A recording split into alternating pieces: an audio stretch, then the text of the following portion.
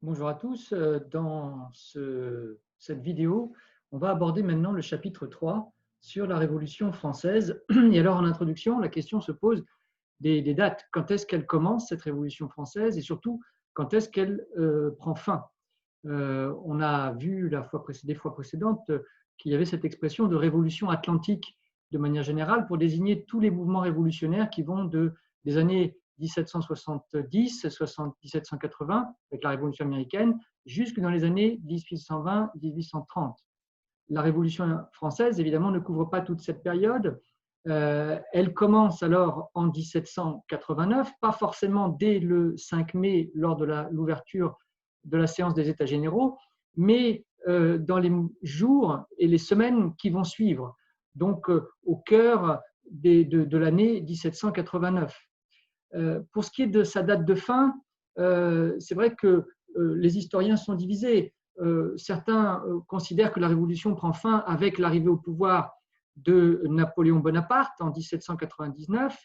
Napoléon lui-même a cette formule, hein, quand il arrive au pouvoir, la Révolution est terminée, elle est fixée aux principes qui l'ont guidée. On y reviendra. Mais pour d'autres historiens, on doit aller jusque dans les années 1814-1815, jusqu'à la fin de la période napoléonienne, pour considérer qu'on est sur un ensemble de phénomènes révolutionnaires.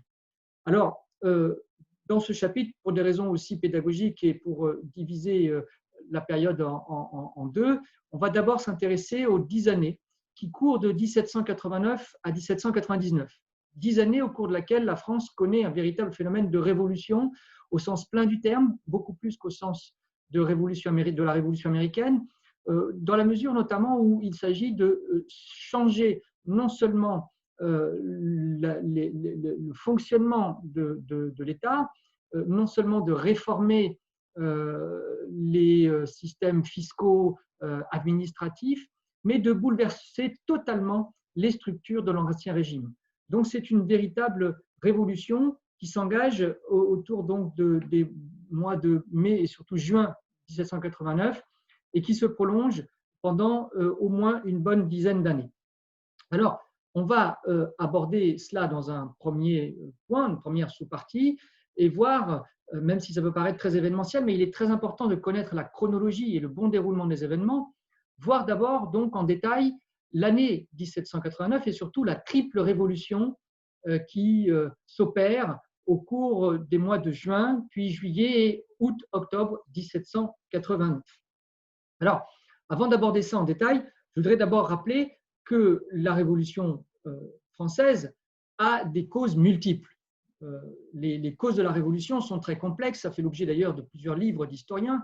Il n'y a pas une cause unique, il y a un ensemble de phénomènes et de facteurs qui expliquent que la France bascule donc non pas dans une révolte, mais dans une véritable révolution. Je rappellerai d'abord qu'il y a des causes structurelles liées à l'Ancien Régime, aux difficultés du fonctionnement même du système fiscal, par exemple. Donc, des causes liées au fondement même de l'Ancien Régime. Vous avez, il ne faut pas l'oublier non plus, des causes démographiques. La France est un des pays, sinon le pays le plus peuplé au XVIIIe siècle. Il y a un problème pour nourrir cette population et il y a un problème aussi dans l'accès à la propriété, qui est une véritable question au cœur des préoccupations des sujets des Français en 1789. Vous avez, on en a parlé dans la vidéo précédente, des causes également économiques, avec le problème des mauvaises récoltes, le problème des mutations liées au capitalisme, causes qui peuvent être aussi des causes conjoncturelles, hein, le problème des aléas climatiques, le gel des vignes, la sécheresse très importante en 1788, donc tout un tas de problèmes qui pèsent sur les récoltes, notamment sur l'économie, et finalement, ces problèmes font que vous avez une très forte spéculation aussi sur les grains, sur les problèmes d'approvisionnement, et c'est un des facteurs aussi qui explique le mécontentement à cette époque. Enfin, dernière cause importante, des causes aussi, on l'a dit, intellectuelles. Les idées, notamment les idées des Lumières, qui incite et qui pousse à la réflexion sur la bonne gouvernance, sur le bon fonctionnement de l'État et qui tente à remettre en cause aussi un certain nombre de principes de la société d'Ancien Régime et notamment à remettre en cause l'absolutisme. Tous ces facteurs donc cumulés expliquent qu'on assiste peu à peu à une sorte de décalage croissant entre ce qu'attend le gouvernement et aussi, de l'autre côté, ce qu'attend le tiers-État, ce qu'attend le peuple. Et vous avez d'ailleurs cette formule qui est très célèbre, qui est extraite d'un livre rédigé par l'abbé Sieyès, livre très important en 1789, qui est « Qu'est-ce que le tiers-État ?» Et c'est vrai que le tiers-État, l'abbé Sieyès a une formule que vous voyez ici, que j'ai relevée donc, sur le diaporama. Qu'est-ce que le tiers-État? Tout. Qu'a-t-il été jusqu'à présent dans l'ordre politique? Rien. Que demande-t-il à devenir quelque chose? Cette formule est très importante parce qu'elle résume un petit peu le sentiment des représentants du tiers-État qui veulent aller le plus loin possible, notamment dans les réformes, et qui veulent aussi devenir des acteurs politiques. Ils demandent à devenir quelque chose. Alors que les attentes du côté du roi, du côté du gouvernement, des ministres, sont surtout des attentes en matière plus concrètes, en matière de fiscalité, par exemple. Donc, il y a un décalage croissant entre ces deux parties, si j'ose dire, ces deux côtés, donc le gouvernement, le tiers-État, et l'abbé Sieyès résume bien un petit peu dans cette formule célèbre le sentiment des représentants du tiers-État et du tiers-État de manière générale. Alors, je rappelle aussi que parmi ces représentants du tiers-État, vous avez en fait peu de gens qui sont issus du peuple. Vous avez, on en a déjà parlé, vous avez beaucoup en fait de représentants de la bourgeoisie, des roturiers des villes, des hommes de loi, notamment les avocats.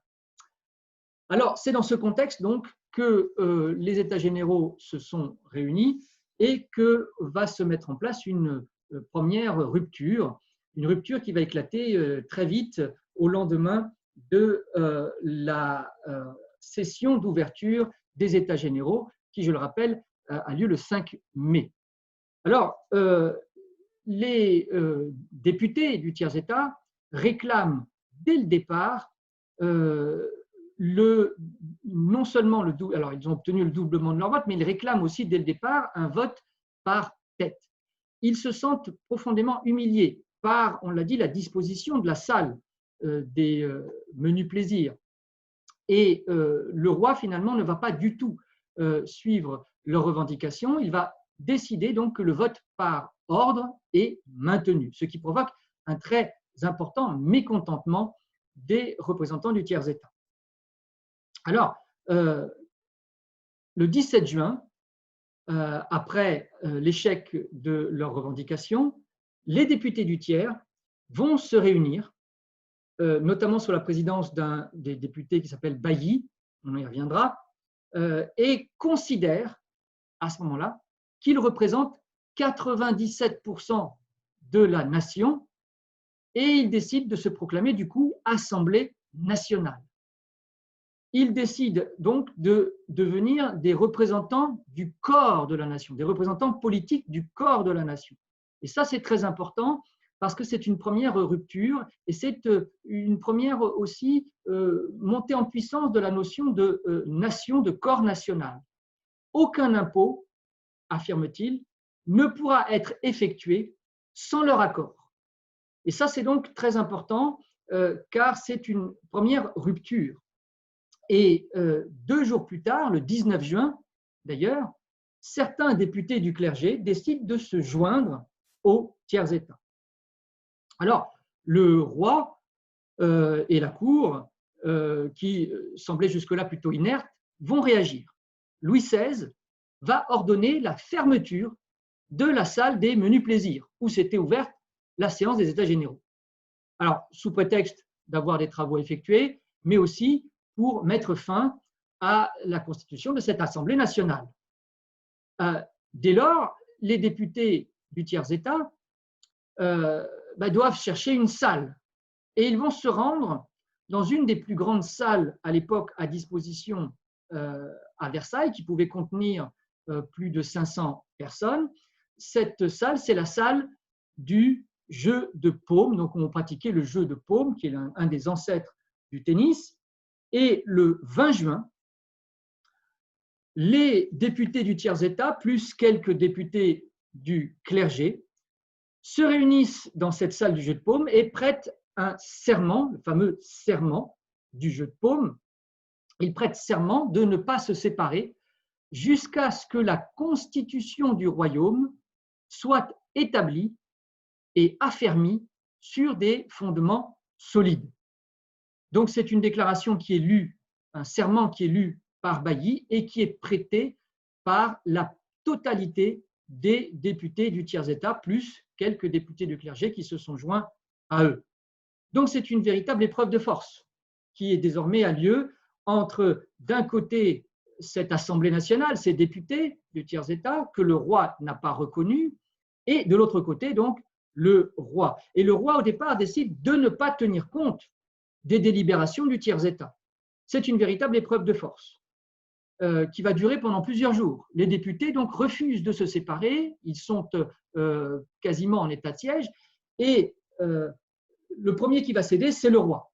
Le roi, finalement, pour éviter un bain de sang, pour éviter aussi d'aller trop loin dans les provocations, décide le 27 juin de reconnaître l'Assemblée nationale. Et le roi invite d'ailleurs à cet effet, à ce moment-là, tous les députés de la noblesse et du clergé à se joindre à cette Assemblée nationale pour constituer donc une Assemblée unique. Et cette Assemblée, elle se déclare ensuite constituante le 9 juillet, c'est-à-dire qu'elle se donne comme mission essentielle, comme mission politique première, de rédiger une constitution du royaume. Alors, on le voit, c'est une véritable révolution politique, puisque cette Assemblée nationale devient une assemblée constituante. Elle revendique finalement une part du pouvoir de la nation, et c'est d'une certaine manière, à l'issue de ce bras de fer, cette épreuve de force qui a lieu entre le roi et les représentants du tiers-État, c'est la fin de l'ancien régime politique qui se dessine et qui voit la victoire des députés du tiers-État. Donc c'est une première rupture, il y en a une deuxième ensuite, à partir du mois de juillet, car cette révolution, cette première révolution de mai-juin, début juin, n'a pas résolu tous les problèmes, loin s'en faut. On a toujours évidemment un problème économique très important. Il y a le problème de ce qu'on appelle la soudure, c'est-à-dire la période où la moisson n'est pas encore faite et où la récolte de l'année précédente s'épuise. Donc, le peuple a faim encore. Le prix du blé est extrêmement cher. Et c'est dans ce contexte, donc, qu'une deuxième révolution va éclater, une révolution cette fois populaire. Non pas politique, mais populaire. Et beaucoup, il faut le dire, surtout, en tout cas, parisienne. C'est la révolution donc populaire du peuple de Paris en juillet. Alors, ce peuple de Paris, au départ, soutient la révolution. Le peuple de Paris a été plutôt favorable donc à la réunion des États généraux, il a été favorable à la constitution de l'Assemblée nationale, mais le roi va commettre, au lendemain du 9 juillet, au lendemain de la déclaration donc de l'Assemblée constituante, des maladresses. Il va renvoyer notamment le ministre Necker, ministre très populaire, qui avait la confiance du peuple, et le roi va décider, parce qu'il craint notamment des débordements, d'appeler des troupes aux alentours de Paris. Et donc la garde royale va se poster tout autour de Paris. On craint Paris. Le roi, je vous le rappelle, est à Versailles. Et il craint donc qu'il y ait des débordements, des émotions populaires, comme on dit, qui dégénèrent. Et c'est la raison pour laquelle donc il décide de rappeler des troupes aux alentours de Paris. Cela a pour effet donc de provoquer en fait un mécontentement généralisé au sein des Parisiens. Des Parisiens qui cherchent à s'armer. La foule notamment des quartiers pauvres de Paris, du faubourg Saint-Antoine, des quartiers Est, qui décident aller s'armer et de contrer une éventuelle agitation des troupes royales. Et alors, où est-ce qu'on trouve des armes à Paris à ce moment-là? Eh bien, on trouve notamment à l'hôtel des Invalides. L'hôtel des Invalides, qui existe toujours aujourd'hui, c'est un hôtel où on soignait les blessés, les invalides de guerre notamment, et des soldats. Et vous aviez notamment aux Invalides des armureries où on stockait tout un tas donc de fusils. Et le 14 juillet 1789, le peuple, notamment des faubourgs Saint-Antoine, pille les armureries des Invalides, s'arme et se dirige ensuite vers un des symboles de l'absolutisme, qui est la forteresse royale de la Bastille. Bastille où se trouvait une poignée, ils étaient 7 exactement, prisonniers, qui étaient enfermés donc dans cette forteresse sur des simples lettres de cachet, c'est-à-dire des lettres de dénonciation où on enfermait des personnes donc, qui avaient été dénoncées. C'était le symbole de l'absolutisme et le symbole de l'arbitraire royal. Alors, au cours donc de cette journée, la foule donc, se presse devant la forteresse de la Bastille. Vous connaissez évidemment cet épisode. Ceux qui défendaient la place de la Bastille ouvrent le feu. La foule réplique, elle est beaucoup plus nombreuse. Et finalement, donc, la foule envahit la Bastille. Et le gouverneur de la Bastille, qui était M. Delaunay, qui n'avait pas évidemment reçu d'ordre spécifique, il va mal finir puisqu'il est exécuté et sa tête va circuler d'ailleurs dans les rues de Paris au bout d'une fourche. Alors la Révolution française n'est pas un long fleuve tranquille, il va y avoir beaucoup de sang, encore que là, on n'a pas un épisode qui, par rapport à ce qui va suivre, est très sanglant. Il n'y a pas beaucoup de victimes, mais disons que voilà, la situation a dégénéré. Le roi, évidemment, est mis devant le fait accompli. Et pour calmer cette agitation, au lendemain de la prise de la Bastille, le roi va décider de rappeler son ministre Necker. Necker est rappelé auprès donc du roi, et le roi va accepter de se rendre à Paris en signe d'apaisement, où il va être accueilli par Bailly, qui est désigné à ce moment-là maire de Paris, et le roi est accueilli également par le commandant de la garde nationale, qui s'est rangé aux côtés du peuple et qui n'est autre que Lafayette, le général Lafayette. Et le roi va accepter des mains de Lafayette la nouvelle cocarde tricolore, cette cocarde bleu, blanc, rouge, qui va devenir le symbole de la Révolution. Et en acceptant des mains de Lafayette cette cocarde tricolore, bien d'une certaine manière, le roi accepte la révolution populaire. Après avoir accepté la révolution politique des députés du tiers-État et de l'Assemblée nationale, il accepte aussi la révolution populaire du peuple de Paris. Il n'est pas du tout question, à ce moment-là, du côté du peuple, du côté des députés de l'Assemblée constituante, il n'est pas du tout question de couper la tête du roi, de renverser le roi, de le tuer, pas du tout.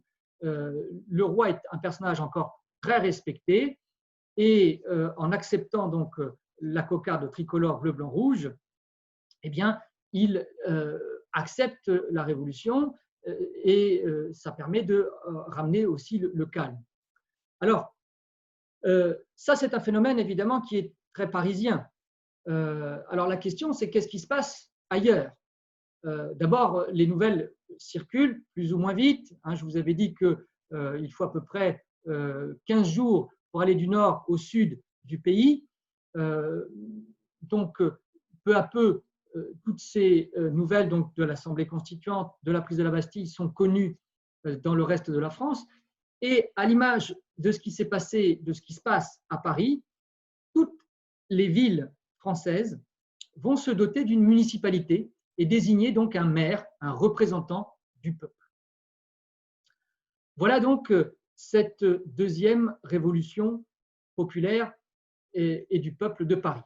Alors, il y en a une troisième. Il y en a une troisième révolution, qui là, cette fois-ci, est une révolution sociale et populaire, mais dans les campagnes, et qui est essentiellement le fait de l'immense majorité de la population de l'époque, c'est-à-dire des paysans.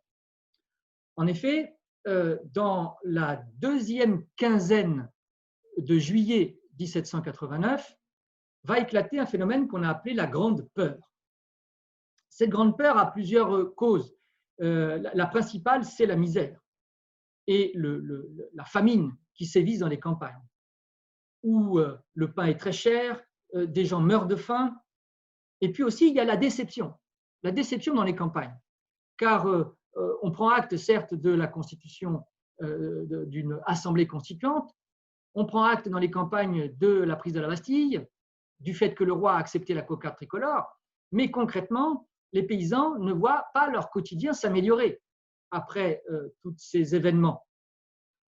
Et circulent, notamment dans les campagnes toujours, des rumeurs, comme quoi des brigands payés par des nobles donc des aristocrates, pilleraient les récoltes, incendieraient les récoltes. Des rumeurs totalement fausses, totalement infondées, mais qui accroissent l'inquiétude qui règne à ce moment-là. Et la conséquence de tout cela, c'est que vous allez avoir une révolte paysanne totalement spontanée. Les paysans, à l'image des Parisiens, vont s'armer, vont s'attaquer aux châteaux, aux nobles, dans les villages, piller, massacrer parfois certains domaines et certaines familles aristocratiques, tuer donc des personnes, alors avec des foyers plus ou moins importants. Vous le voyez sur la carte de ce qu'on appelle les courants de la Grande Peur. Vous avez des courants autour notamment de Ruffec, de La Ferté, dans la Sarthe, de Nantes, de Louhans, de Saint-Florentin. Vous avez plusieurs foyers comme ça d'où vont partir ces rumeurs et ces pillages, ces massacres, qui visent, j'insiste, surtout des nobles et des nobles de province.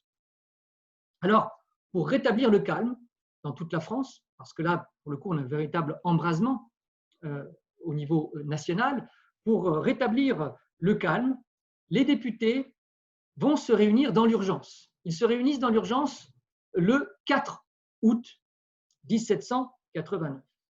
Et le 4 août 1789, au terme de nombreux débats sur la façon dont il faut mener et poursuivre les réformes, ils vont décider l'abolition des privilèges.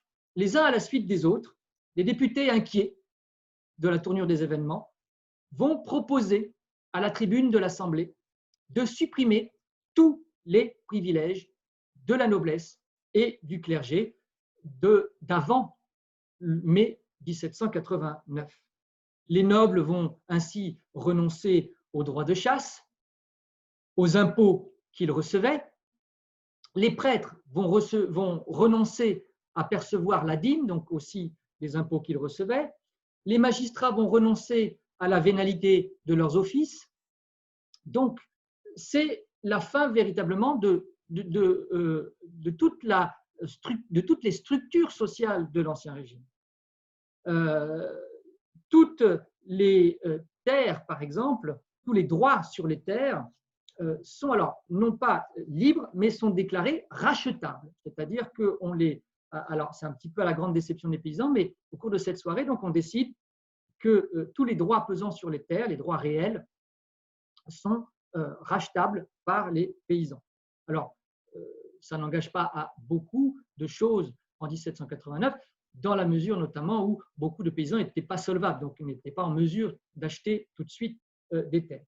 Mais disons que dans un grand élan d'enthousiasme, au cours de cette nuit du 4 août, les privilèges donc sont abolis, tous les privilèges, et c'est d'une certaine manière, cette nuit du 4 août, c'est ce qui marque la fin de l'Ancien Régime d'un point de vue social. Toutes les structures donc, politiques et sociales de l'Ancien Régime, en août 1789, disparaissent complètement.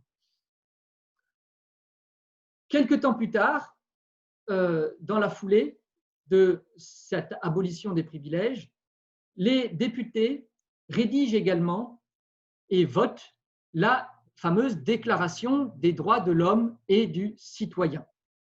déclaration qui est inspirée de la philosophie des Lumières, qui, d'ailleurs, déclaration qui met l'accent sur l'existence de certains nombres de droits naturels et imprescriptibles de l'homme. C'est l'article 2. Et parmi ces droits naturels et imprescriptibles, la propriété, la liberté, la sûreté, la résistance à l'oppression, tout un tas de principes finalement qu'on retrouvait notamment chez les philosophes des Lumières. Autre point important dans cette déclaration des droits de l'homme et du citoyen, la fameuse DDHC, comme on peut l'appeler, eh bien, il y a tout un volet qui concerne l'égalité. L'égalité des citoyens devant la loi. L'égalité qui consacre l'abolition des privilèges. Enfin, troisième aspect important dans cette DDHC, le fait que la souveraineté réside désormais dans la nation. La souveraineté réside dans la nation et la nation est considérée comme l'autorité suprême. Donc ce n'est plus le roi monarque divin et la monarchie donc absolutiste qui est souveraine dans le royaume, c'est la nation qui est souveraine. Et ça, c'est quelque chose de tout à fait important et de tout à fait nouveau. C'est un principe nouveau que les députés de l'Assemblée constituante donc, votent le 26 août. Alors, il existe, vous le voyez sur le diaporama, une représentation de cette DDHC. C'est une des représentations, il y en aura plusieurs ensuite, mais on a cette première en 1789 qui est l'œuvre d'un peintre. Et alors, on voit à travers ce tableau aussi tout un tas de références assez intéressantes qu'on peut commenter rapidement. Alors, l'original de cette déclaration, de cette peinture, de cette déclaration des droits de l'homme et du citoyen est au musée du Carnavalet à Paris. Et alors, on y voit notamment, vous le voyez, un œil dans un triangle. Cet œil qui représente, alors en plus il est éclairé, qui représenterait une certaine déité, mais qui représente aussi la raison qui éclaire les députés et qui chasse l'obscurantisme, qui chasse les nuages obscurs. Et elle est montrée par un sceptre, par un personnage que vous avez sur la droite, une allégorie donc de l'être suprême, incarné ici par une femme ailée. De l'autre côté, vous avez, parallèlement à cette allégorie de l'être suprême, vous avez une autre allégorie, l'allégorie de la liberté, qui est représentée aussi par une femme qui est issue du peuple, hein, et elle brise les chaînes. Elle brise les chaînes qui entravaient sa propre liberté. Vous avez également autre symbole intéressant sur ce document, vous avez le bonnet phrygien. Le bonnet phrygien, qui est le bonnet aussi très populaire, porté à l'époque par le petit peuple, notamment à Paris, systématiquement de couleur rouge, et qui est représenté ici au milieu quasiment du tableau, juste sous l'inscription, donc Déclaration des droits de l'homme et du citoyen. Et puis alors en dessous de ce bonnet phrygien, juste en dessous, ce qu'on appelle le faisceau des licteurs. Alors ce faisceau des licteurs, là c'est une référence à l'Antiquité, et notamment à l'Antiquité romaine, puisqu'il était, ce faisceau de licteurs, un ensemble de branchages, en fait, il était porté par les licteurs, qui étaient des personnages au service des magistrats dans la Rome antique. Et si je m'arrête sur ces symboles, c'est parce qu'on est ici, vous voyez, empreint d'un certain nombre de références, notamment antiques, juridiques, et donc on se place véritablement du côté, en tout cas, des députés de l'Assemblée constituante, on se place dans un cadre juridique, dans un cadre légal. Par ailleurs, je terminerai par là le commentaire de ce tableau, l'allure générale, la forme générale de ce document, de ce tableau, évoque généralement celle qu'on donne aux fameuses tables de la loi remises par Dieu à Moïse au mont Sinaï. Donc, il y a aussi des références un petit peu empreintes de, on va dire, d'une certaine religiosité. Et c'est vrai que cet œil aussi, hein, qui incarne la raison, il incarne aussi le soleil, l'éclairage, et il a une connotation finalement assez divine. Alors, le problème, pour finir sur cette troisième révolution sociale et ses conséquences, l'abolition des privilèges et la DDHC. Pour finir donc, il faut voir que le roi refuse cette révolution sociale. Autant il a accepté la révolution politique, autant il a accepté la révolution du peuple parisien, autant il ne va pas accepter les décrets abolissant les privilèges, ni la déclaration des droits de l'homme et du citoyen. Il refuse. Et il considère que ça va trop loin, qu'on remet en cause les fondements de l'Ancien Régime, et ce refus du roi va entraîner un très fort mécontentement du peuple, notamment du peuple parisien.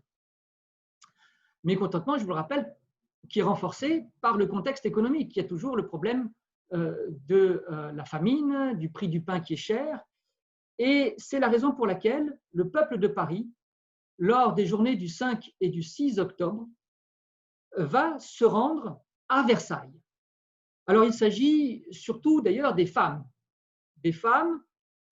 du petit peuple parisien qui se rend donc au palais de Versailles, le palais qui est envahi par la foule, et les manifestants, la foule, entend donc ramener à Paris le boulanger, la boulangère et le petit mitron, qui est une formule pour désigner en fait le roi, le boulanger, la reine, la boulangère et le petit mitron, le dauphin, le fils. Et voulant éviter alors un combat, un bain de sang, le roi accepte de quitter Versailles pour s'installer à Paris, où il va s'installer d'ailleurs au palais des Tuileries. Symboliquement, donc, le fait qu'il quitte Versailles pour se rendre à Paris, eh bien, on a symboliquement ici l'idée que le peuple et le roi peuvent marcher ensemble, peuvent aller dans la même direction. Alors, je dirais que à l'issue de ces journées du 5 et du 6 octobre 1789, le roi va finir par accepter la déclaration des droits de l'homme et des citoyens et l'abolition des privilèges. Il ne peut pas faire autrement. Certes, sous la pression, mais il l'accepte. Il l'accepte, et on peut dire qu'à l'issue de ces journées, au mois donc d'octobre, à l'automne 1789, c'est la fin de l'Ancien Régime sur le plan psychologique, sur le plan symbolique. Et en même temps, c'est la naissance d'un pouvoir aussi urbain. On s'aperçoit que les municipalités ont eu du pouvoir, ont eu un certain pouvoir, et le peuple urbain a un pouvoir aussi important, peut-être sûrement plus important que le peuple des campagnes. Voilà donc comment se déroule de manière assez événementielle, mais il faut bien avoir à l'esprit la chronologie, voilà comment se déroule cette triple révolution de 1789 qui marque la fin de l'Ancien Régime sur le plan politique, social, sur le plan des structures et sur le plan aussi symbolique.